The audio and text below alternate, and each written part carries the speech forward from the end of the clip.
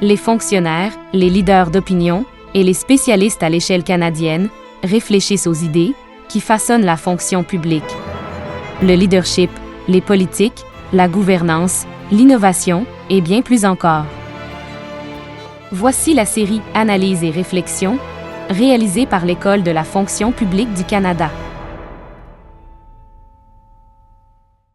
Welcome to the Canada School of Public Service. My name is Taiki Sarntakis. I have the great honor of being the president here at this institution.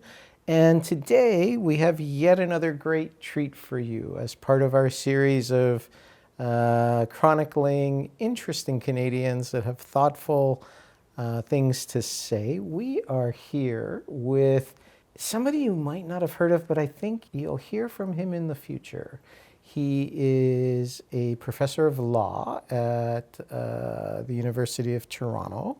He is a former visiting scholar at Yale University. He is involved with one of Canada's great little AI companies, Blue Jay Legal, which we'll talk about as we go forward. And he is also a Canada Research Chair on AI and ethics, and I believe he is also writing a book on AI and ethics. So, Abdi Aidid, sir, welcome. Thank you. Thanks for having me. So we're going to talk about all of those things over the course of the next little while. And I love talking with people like you because a few reasons why. Number one, you've kind of done a lot of the things that everybody else is doing or trying to do. You did it kind of years ago, which I always find is super cool. And number two, you are a very thoughtful academic, but you've also done the thing. And sometimes academics can't do the thing, and I say this as somebody who desperately wanted to grow up to be an academic. And sometimes the people that do the thing can't explain the thing in thoughtful ways, but you do both. So let's start. Tell us a little bit about yourself. Where were you born? Sure. I was born in Ottawa, actually, right here. I grew up here until I was about 7, and then we moved to Toronto, where I spent the rest of my years.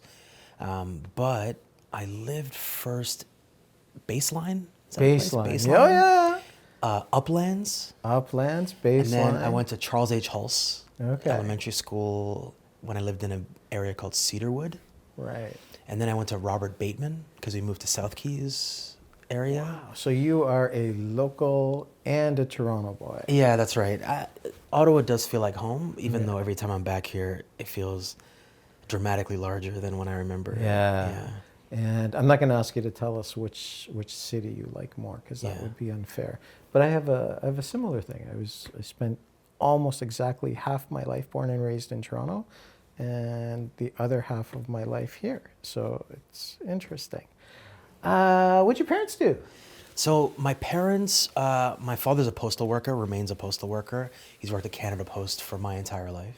Is he still here? He's in Toronto, working, getting close to retirement age. My mother, who has passed, spent some years as a public health nutritionist. And so City of Ottawa, and the reason we moved to Toronto is that she got a job with the City of Toronto. Yeah. Now, both of them, I should say, are refugees from Somalia. Wow. And so they came, requalified for their jobs. You know, I was very lucky to have them because they were both really hardworking, thoughtful people and very bookish, which is the reason, I guess, for me becoming who I am. Now, speaking of bookish, you went into law. Tell us a little bit about that. So I went into law for the same reason I would say most people do, which is this risk aversion. I thought it would be a path to some stability. Actually, my mom wanted me to do it, which I think is probably the best reason to do something. But the thing that I learned really quickly, because I didn't know many lawyers, if any, was that it was this remarkably dexterous education where you could affect policy. There's a whole bunch of things that implicate the law, whether or not they're actual legal practice. And so I felt like even if I wasn't going to be a conventional lawyer, there's other things that I could do with the law education. And so I was excited about it, and then I became a conventional lawyer. So after graduating, I spent some years as a litigator, first in New York and then in Toronto. Now, at some point, you started to get interested in this thing called AI. And not only did you start to get interested in this thing called AI, way before kind of chat GPT and generative AI, you started to get interested in kind of AI and the law. Start us a little bit along that path of discussion. Yeah, so sometimes I disappoint people when I tell them about how I come by my interest in AI. So I think there are some people who like AI because they like gadgets. That was never really me. You know, there's people who they'll talk to you about AI and the next breath they'll talk to you about crypto and things like that. That's never been me.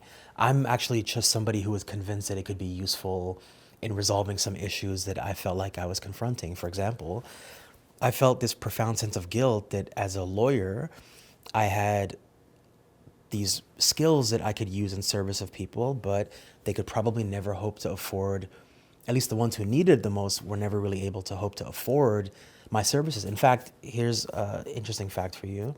In my years as a lawyer, I've never been able to afford myself. So if I wanted to retain myself as a lawyer, I'd be out of my own price range. So does that mean you're a really good lawyer, or does that Again, mean you don't get paid enough? It depends who you ask, but I would say, as a matter of fact, it just means that it's out of reach. Yeah. Legal services are out of reach even for people who have stable incomes. And so I thought that AI was one of the things that we could deploy to resolve this concern. Yeah. And at the time, there wasn't a lot of work being done on it.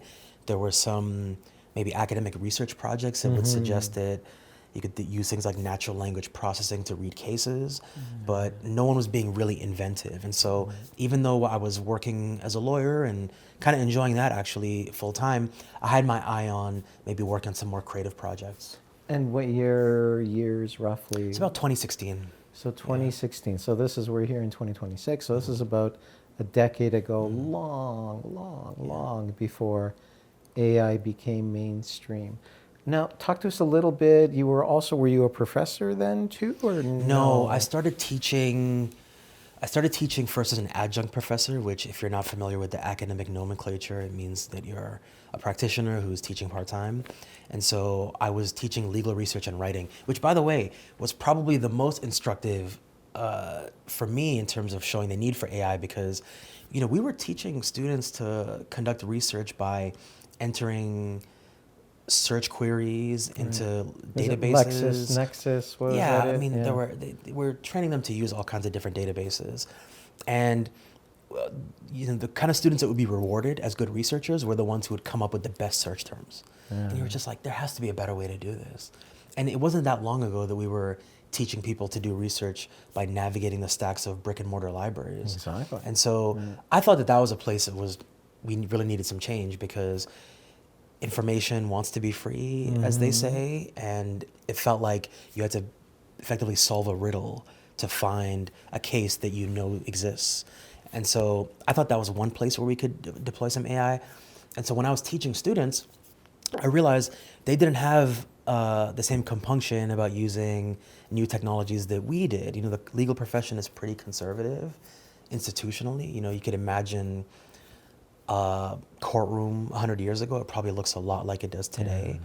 And the students, who I think just kind of wanted to cut to the chase, were ambitious in a way that inspired me, and they could also immediately diagnose some of the flaws in the way that we were doing things. And so I thought I want to spend more of my time figuring it out. So it's really hard to explain to people, like, I don't know, Google's roughly 30 years old. The commercial internet is roughly 30 years old.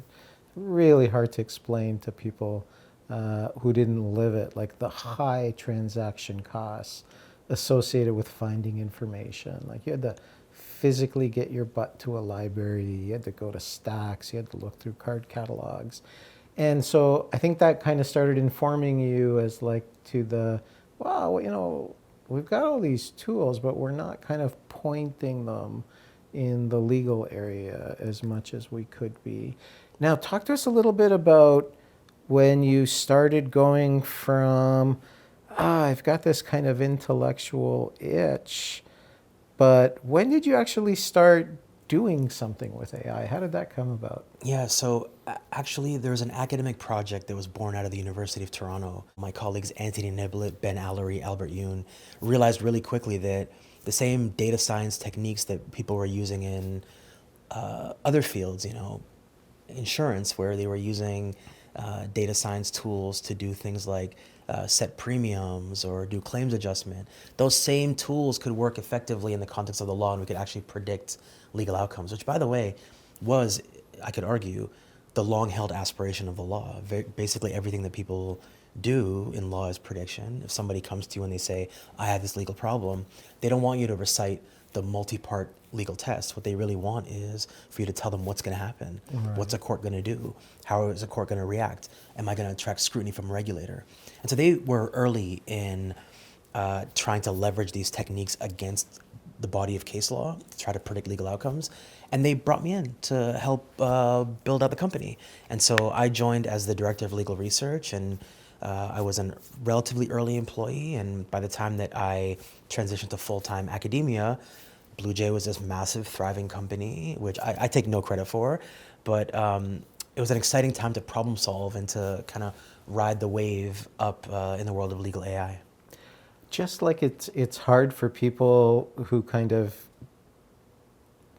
grew up with Google and the internet, we're now at the point where there's some people that the totality of their AI experience has been generative AI.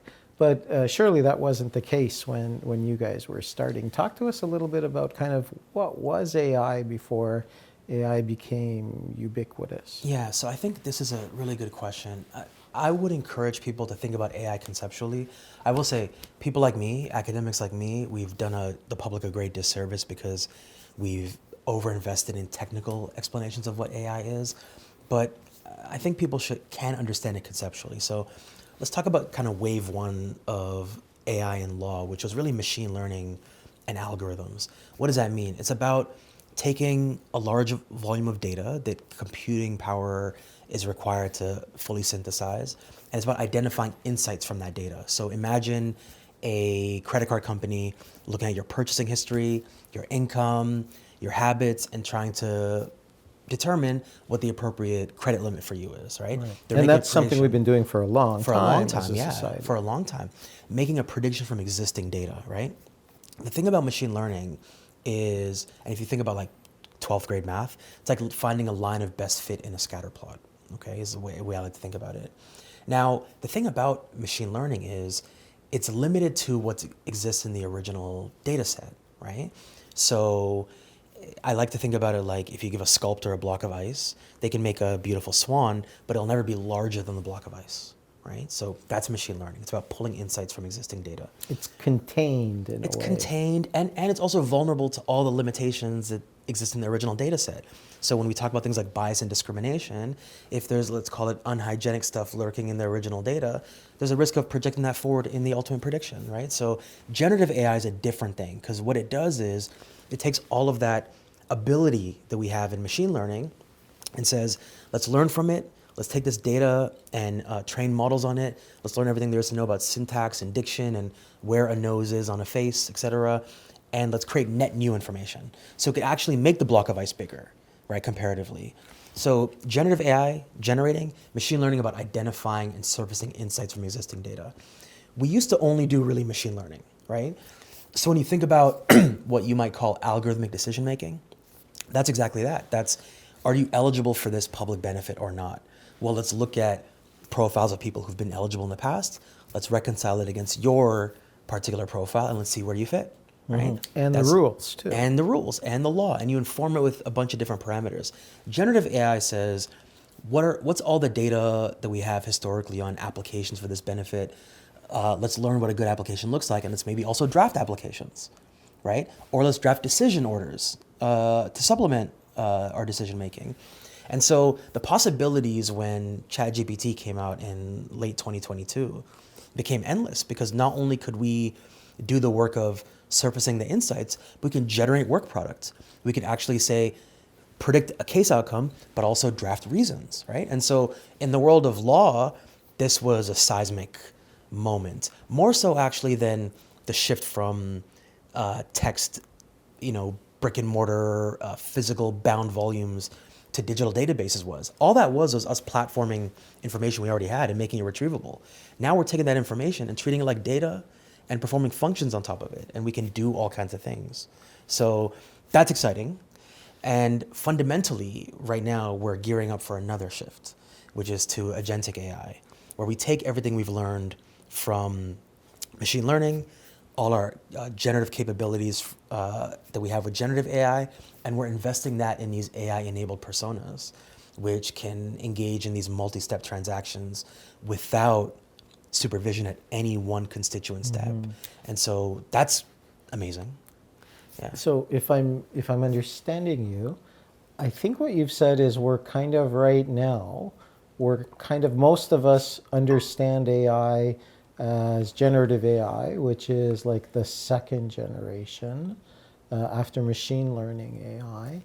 And now we're about to enter the third generation with some seriousness, like some scale, some scope. And the third generation is different from the second generation because? Well, think about machine learning as trying to replicate our cognitive architecture, just in a way that we can use computing power to do things that we can't, like synthesize large volumes of data. So that's machines thinking like us. Like us. Like us. Generative AI is machines looking and sounding like us.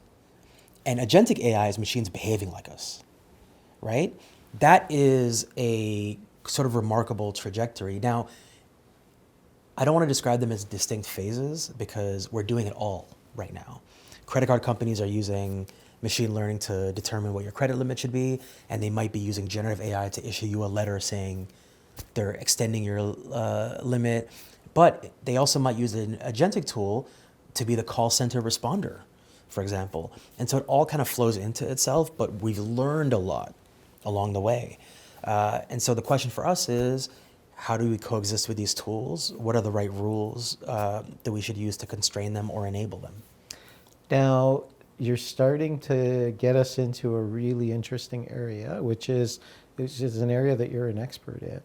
And so I'd like to kind of hear from you, because now what you're starting to talk about is technology and society, and technology and legislation, and technology and regulation.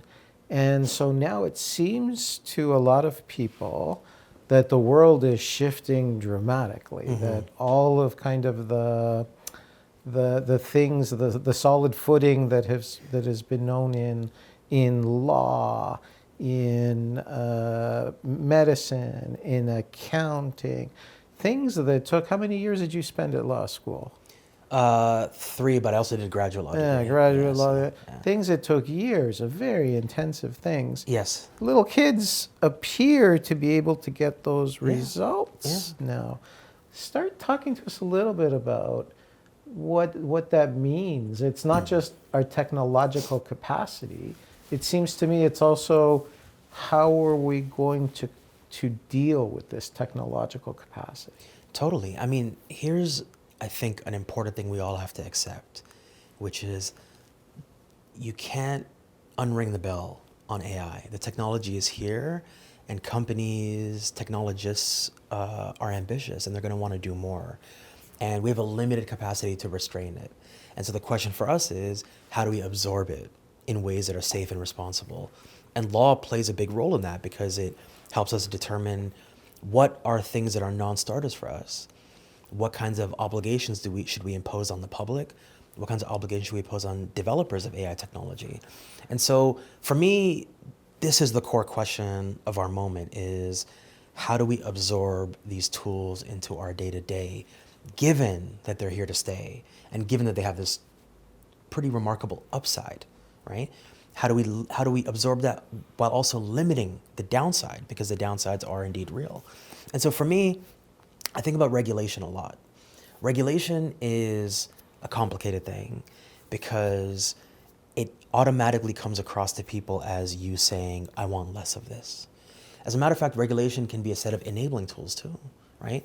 They can be tools that are calibrated to give you maximum predictability in a marketplace, right? Banking regulation has not stopped us from having bank accounts. It has just made it such that when we have bank accounts, we all understand what we can expect, right?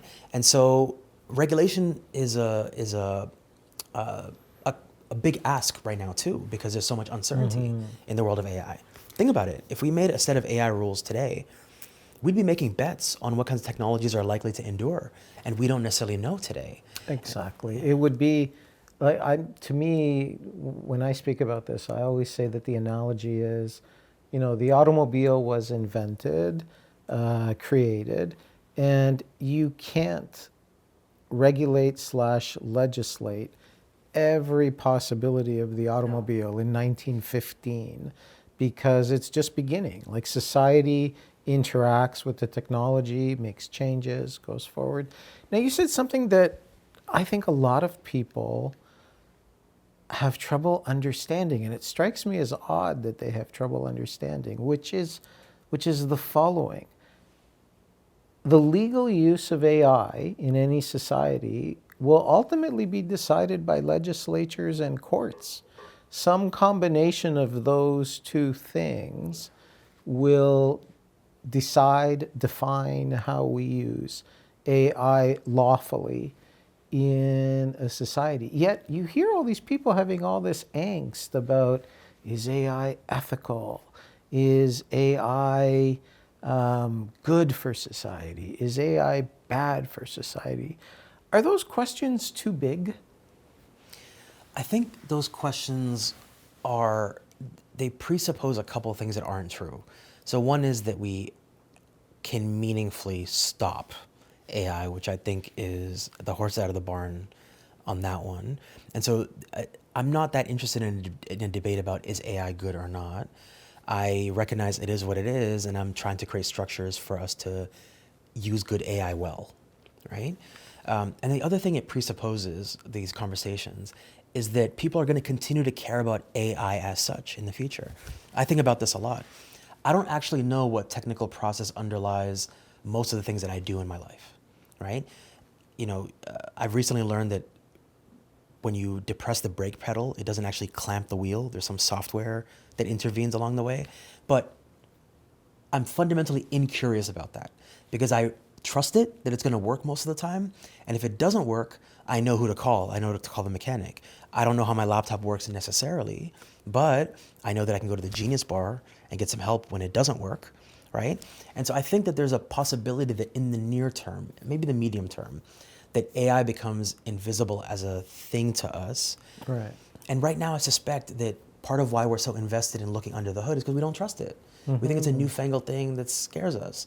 Well, if we build a sufficient ecosystem of constraint around it, a Genius Bar, a mechanic that you can go to, some rules that are predictable, then I think you'll see that curiosity about the technology wane a little bit. Then we can have the real important conversation about, is this a good deployment? Is this a fair outcome? Is this the right application? Right now, the question of AI or not, I think, is a little too basic for the stakes. Yeah, it's kind of, if you think about it, you go back to kind of previous big, what do we call them, general purpose technologies. You think about like debates around, the introduction of railways or electricity or things like that.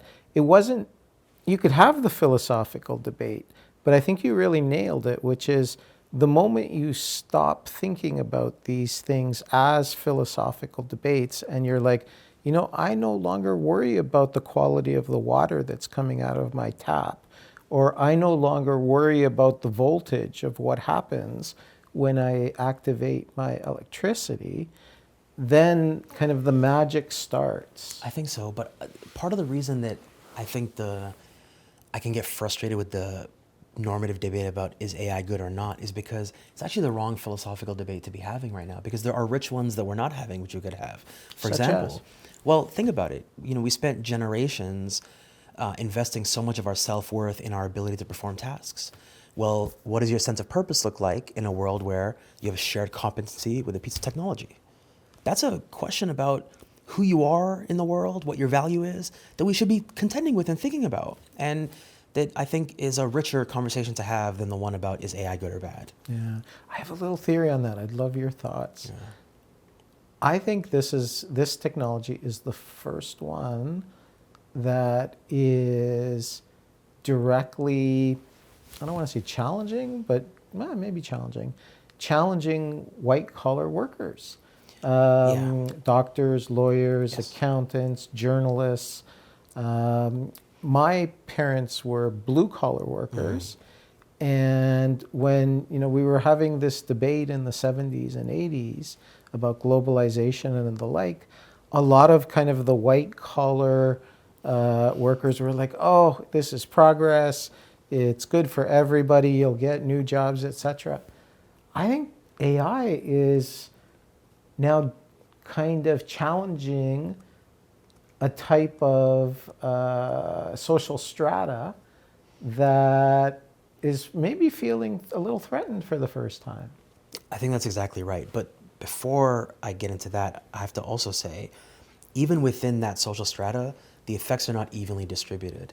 So a lot of the AI disruption that you're seeing right now is at the junior level of that white collar social strata, which for me as a black man, that is of particular concern. Why? Because all of the work that we've been doing around economic mobility in the communities, resume workshops, interview prep, scholarships for kids, was just to get people to the entry point. And now that's the first that's going to be automated out. And so you're like, wow, is that a ceiling on the economic mobility of vulnerable communities after a generation of hard work? And if you look at the other areas where AI is disrupting the labor force, it's in what we used to pejoratively call unskilled labor, the gig economy, so to speak, as well. And that's a place where, say, people of color are overrepresented as well. So I'm looking at it and I'm like, wow, even within the disruption, you're reproducing the same kind of background inequalities exist in the analog economy, let's call it, right? Exactly. So that's one thing I'll say, which is to say that there are members of the social strata of white-collar professionals who have decision-making authority, let's think like director level or better, that they can insulate themselves pretty effectively for a time being. For a while. For a while. And also, because a higher proportion of those professions have regulatory bodies, they can also do the monopolistic, cartelistic thing and resist it. Look at, law, for example. Law has fought vociferously against... It's self-regulating. It's own not club. It's not just self-regulating.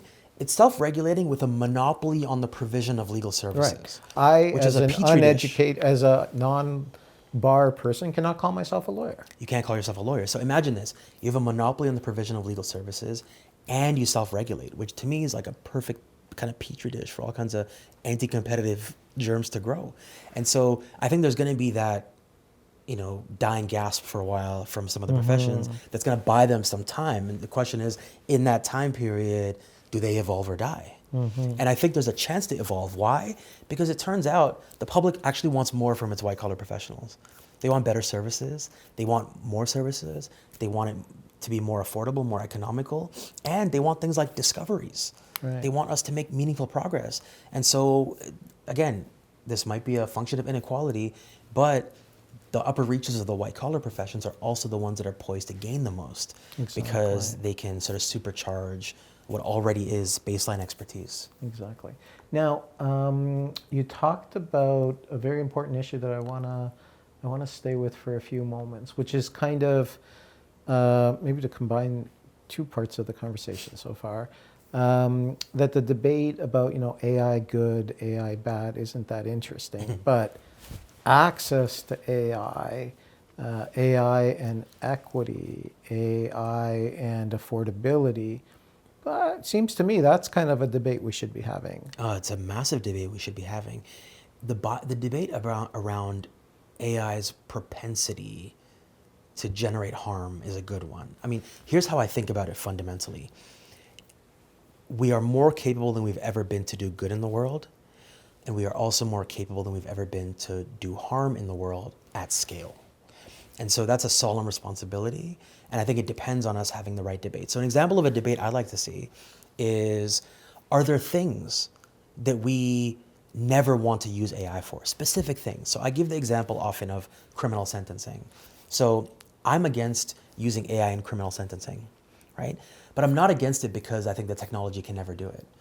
I hold open the possibility that there will be a world where we can develop an optimally deterrent algorithm that can be fully debiased, that can blunt any racial or systemic effects, and can sentence somebody to perfectly. 4.798362 days in jail. I still don't want it. Yeah. If we perfect it, I still don't want it. Why? Because I just don't think criminal sentencing should be optimized.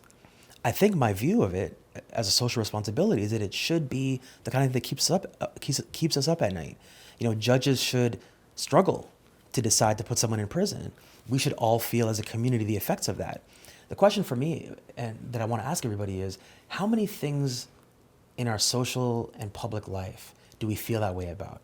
Where no matter how well the technology can do, we still don't want it because we have some independent reason, a value that we think supersedes efficiency, optimization, speed, affordability. Exactly. I'm interested in identifying those and then jealously guarding them. Yeah, like for example, one of the things that kind of quickly comes to mind is maybe voting. Like we might say, you know what, There you it's a go. really rational thing There you go. to That's another sit one. down and say A, B, C, D, E, F, G, therefore you vote for candidate B.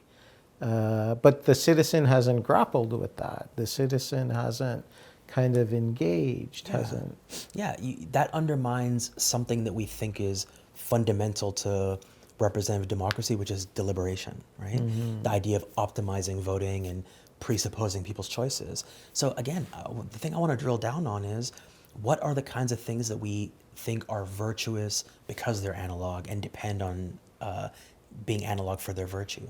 I want to identify those and invest in protecting those. The problem is some people have a notion that they don't like sentencing algorithms or a notion they don't like algorithmic voting, and they'll use that to resist low stakes applications of AI in the workplace, like summarizing documents. Yeah. Then you're not a credible objector anymore at that point. And the thing that I want us to do is start disambiguating types of AI, uses of AI. So we're not talking about this indeterminate Exactly. morass, and we're talking about particular utility. Yeah, the specificity. And it's like That's right. AI is helpful and a societal good here. AI is either not helpful or not a good societal good there. Yeah. Now, I think what scares a lot of people is in terms of how we legislate, regulate, litigate, which is kind of how we decide virtually all of our contentious issues. Yes, and right. based, you know, I guess another fourth way would be war. But given that we have these mechanisms for dealing with contentious societal issues, at some point we will land on some of these. It'll take a long time. Maybe it'll take 30 years. I mean, we're still litigating the internet, and we're like in year, 30 something of the commercial internet. I'm glad you said that because I think the internet is an interesting analog for what we're talking about here. Why? So a lot of people will point to the fact of some AI companies failing, or they'll point to the fact that there's actually been regression in some AI models as an example of how this might all be a bubble. And I say this, you know, the internet had a bust. There was a boom and a bust. Pets.com. Right? Pets.com. You had examples of contradictions in the marketplace, and it took time to learn what the public wanted, right? But even though there was a bust, would you deny that the internet suffuses every aspect of modern life? Right? And so the thing I want people to do is take a longer view of what's going on, right? If we're trending towards something like a singularity, it doesn't mean that it's going to be a linear trajectory. There might be a messy interregnum, right? Choppy waters in the meantime, where we work out the contradictions or we decide what we like and don't like. That takes time. And so don't count on progress every day, right? But have a view, a slightly longer view than a single economic quarter, I think. And that's an important thing to keep in mind. Now, one of the things that you've taught me that I think about all the time is you've said to me and to others that I've heard you speak to, that when you're looking at an AI application today, it's like looking at a star. It's something that it may appear real to you, but it's like this dead thing in the universe. That's right. The real kind of stuff in AI is the stuff that's in the labs that's just about to go into production tomorrow. How, if this world is moving so quickly, every day there's a new amazing Claude this, a new amazing ChatGPT that, a new amazing Gemini, and they're all leapfrogging each other in this infinite race of kind of additional functionality. How can legislation, regulation, legislatures, politicians, the legal community, the judicial community, do we have a hope in hell of kind of managing this process, this interregnum? Yeah, it's a good question. So there's a couple of different models. Think about the way that we deal with technological innovation in the context of prescription drugs. We say, hey, for the privilege of being able to sell prescription drugs, you have to tell us what you're doing before you get it to the marketplace. It's more of a product safety model. But also we have to approve it too. We have to approve it too. So we put all these ex-ante obligations on the developers and we make them do active disclosure. That's one model. You might argue that that model, as technologists often do, would stifle innovation in the context of artificially intelligent applications. So then the question is, well, what can we do to get some information so we can anticipate as a public? And so things like some disclosure requirements, things like maybe recognizing that there's certain applications that are particularly high risk where we might require an approval process like they're contemplating in Europe. So there's ways I think of surfacing some of the subterranean AI development, but we have to be clever about it. And here's, I think, the more important insight, which is we have to think smartly about rule design. Okay, what do I mean by this? So my students will, if they're watching this, will at some point, yawn as I describe this, but I often talk about there being two kinds of laws. We have rules and we have standards. Rules are like you can't drive more than 50 kilometers an hour on a public road, right? The idea being that it's a binary determination. An officer stops you and you can't say, officer, I was, driving safely and I wasn't near a school zone and there were no kids around. And by the way, it's 3 a.m. If you're driving 51, you broke the law. It's up to the officer now to determine what to do. Compare that to a rule that would say, proceed reasonably safely on the public road. That's a standard. It's more open-ended. Contextual factors matter more, right? Now, when would you want a rule? You'd want a rule in a circumstance where you have perfect knowledge about what constitutes safety. So when we're driving on the public road, you know that 55 is too high for pedestrian safety. You know that the flow of traffic needs to be unimpeded, and so you can sort of set the limit. But think about when we use standards. When we say things like merging on a highway, we say merge when safe to do so. Why? Because we can't anticipate every possible circumstance. So if we made an AI law tomorrow, a set of rules for AI, would we choose rules or would we choose standards? We might choose standards because we say we can't anticipate every scenario. Contextual factors matter. If we decided to go with a specific set of rules, then we'd be risking being under-inclusive. What do I mean by that? We would say, don't build this machine learning algorithm. Well, what if the ecosystem outpaces that specific command? And so the question for us is, can we draft our legislation, our regulation, our commands in such a way that anticipates uncertainty and is flexible enough to adapt over time, right? And for me, we sometimes get it wrong because we want to over-prescribe, but what happens is it gets outpaced. Those rules don't have a long shelf life. Other times we want to be too amorphous, too open-ended, but those don't give enough commands to the marketplace. And so for me, it's about being intelligent about rule design as well and not just deciding whether or not to regulate. Yeah, so it's basically, if I'm hearing you right, it's kind of a what instrument to deploy in what circumstance. I think so. And being super intentional about the way rules can incentivize good or bad behavior, desirable or not desirable behavior. And also, I think another way of thinking about this is we're going to be regulating, legislating, and litigating in this area a lot as things kind of interact with reality, with new models, with new capabilities, with new on and on and on. And I think a lot of people are really in the world of, we can't do anything until we get it absolutely perfect. That we can't, we don't want to touch this right now because it's still growing.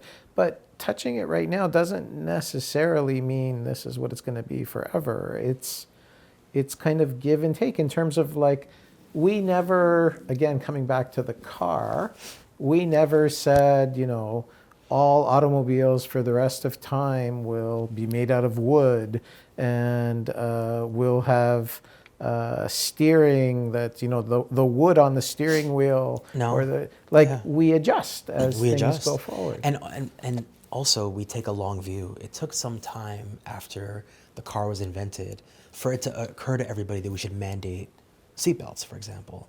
And so you can also imagine a world where we decide on what the general safety applications can be, right? And the car one's a good one for me because it really shows you something about the human psyche in these contexts.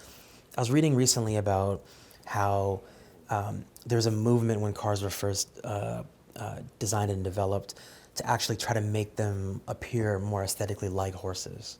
Because that's what we knew. The idea is that's what we knew. And so people are okay with the idea of a conveyance. They just don't want it to be different than the one they're familiar with. And there's another interesting analog that I want you to think about, which is elevators. So when we first started doing research into elevators, like developing them, the presumption was that they were going to be primarily for private residences. Today, probably less than 1% of elevators are for private residences. Most people have stairs in their home.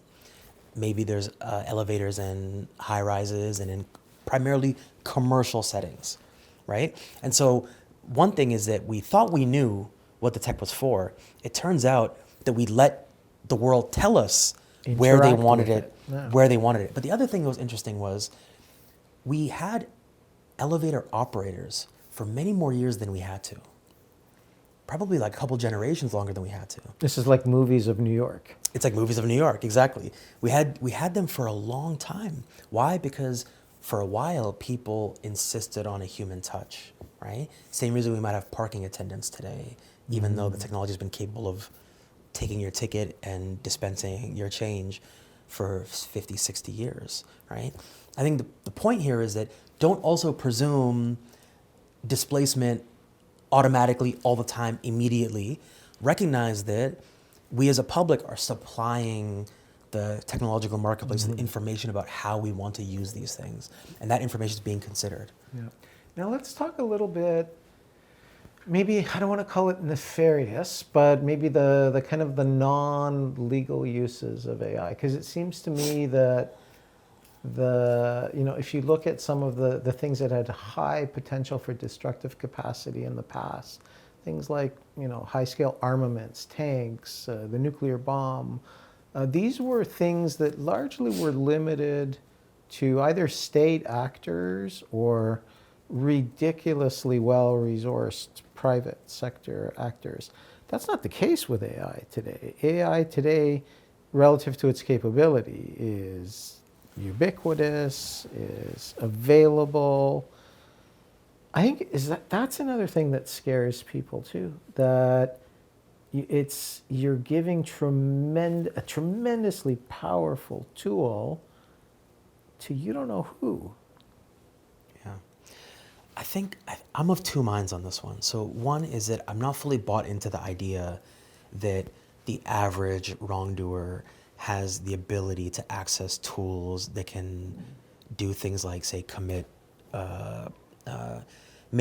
facilitate, destruction and harm, really simply. For the most part, people have access to off-the-shelf tools that are still resisted by cybersecurity systems and remain detectable to law enforcement, for example.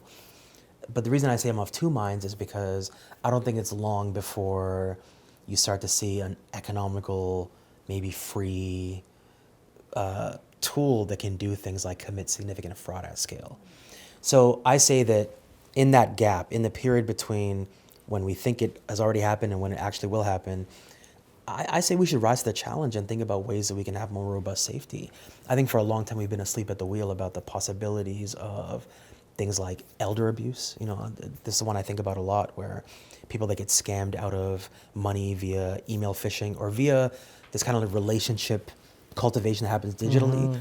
We should turn a more serious eye to that, and maybe AI is going to give us the occasion to, right? And so I wonder also about it creating space for us to address issues that were longstanding because they become more acute now.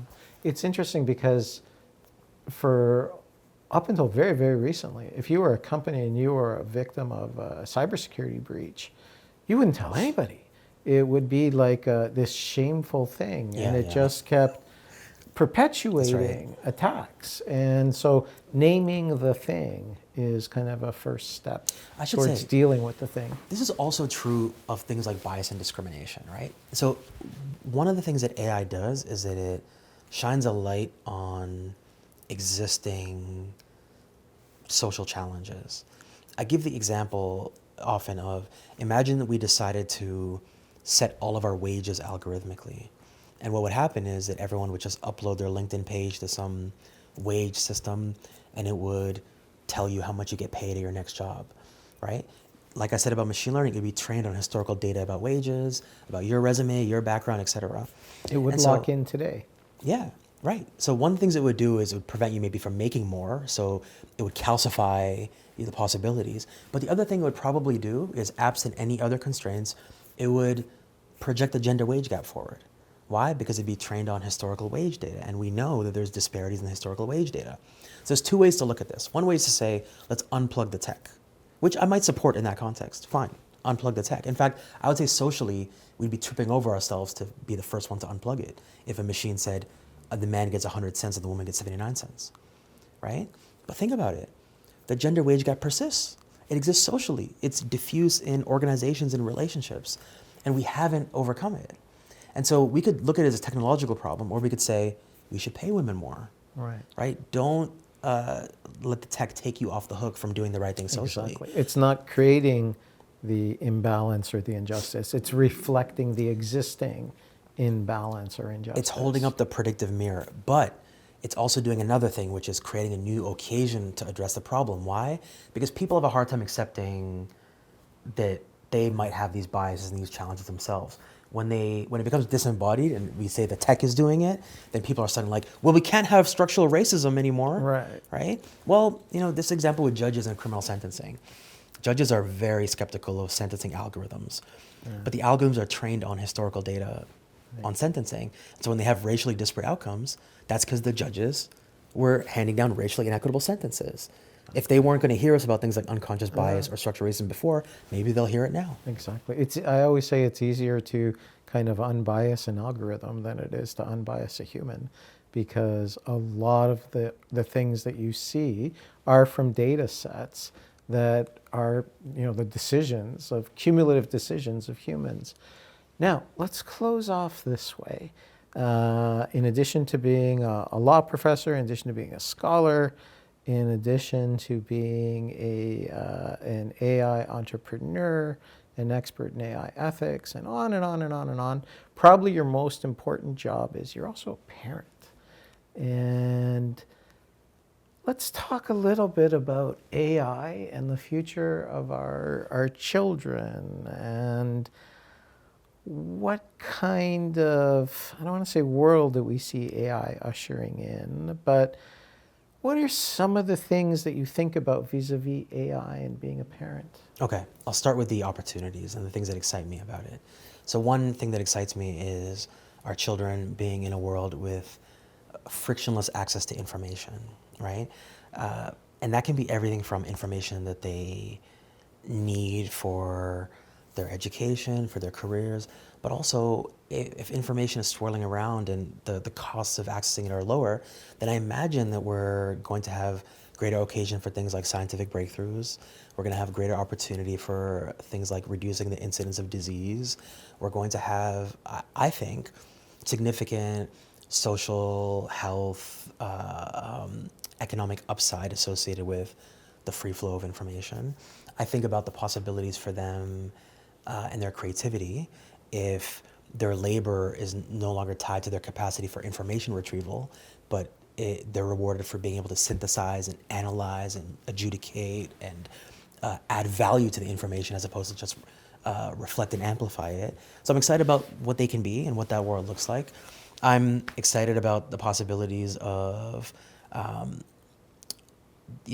living in a world where they can know more about one another, which I think AI enables.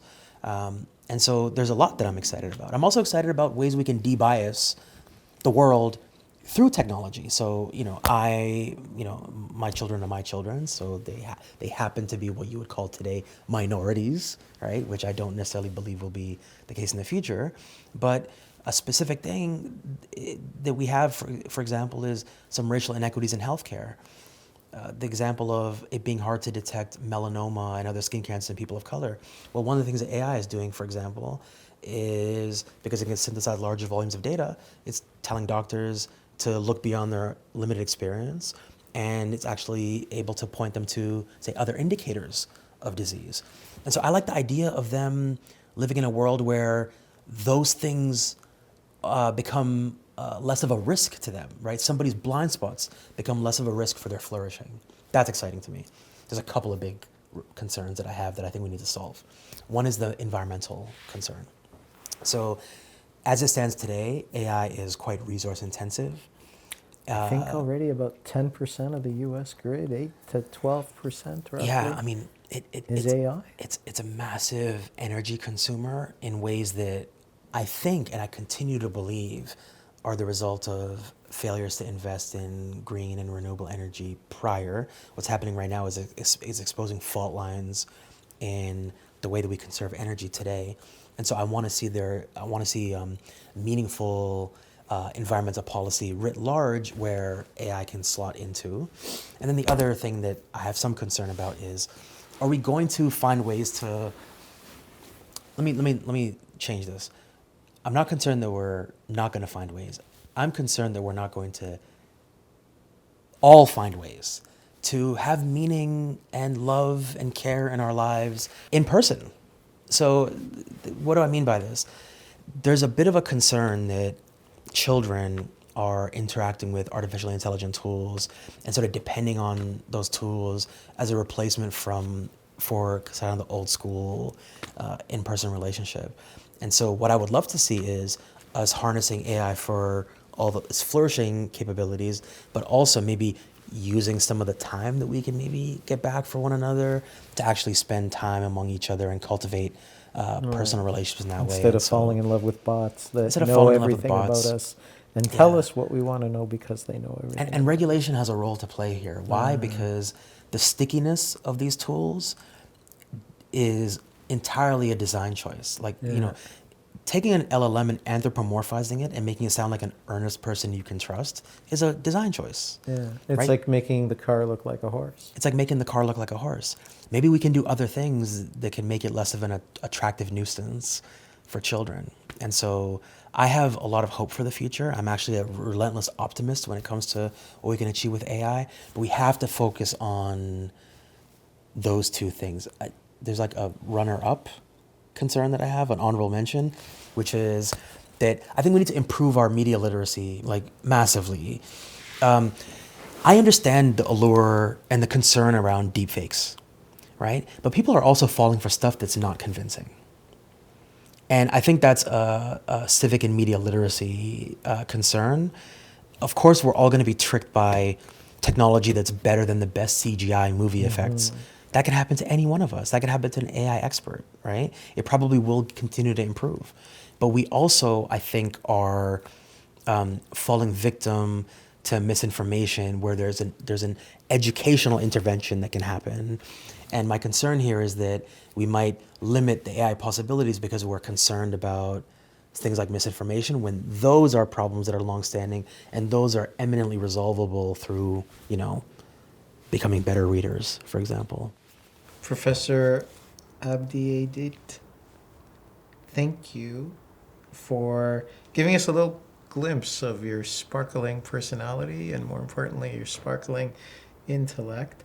I think I am heartened knowing that people like you are going to have a big say in how people like me think about things like this going forward. I'm just heartened by the fact that you write about this, you think about this, you teach this, and I think we're going to need more people like you in other disciplines, like AI in medicine, AI in architecture, AI in construction, AI in roadways, and on and on and on, because I think you're exactly right. I don't think the question is AI good, AI bad.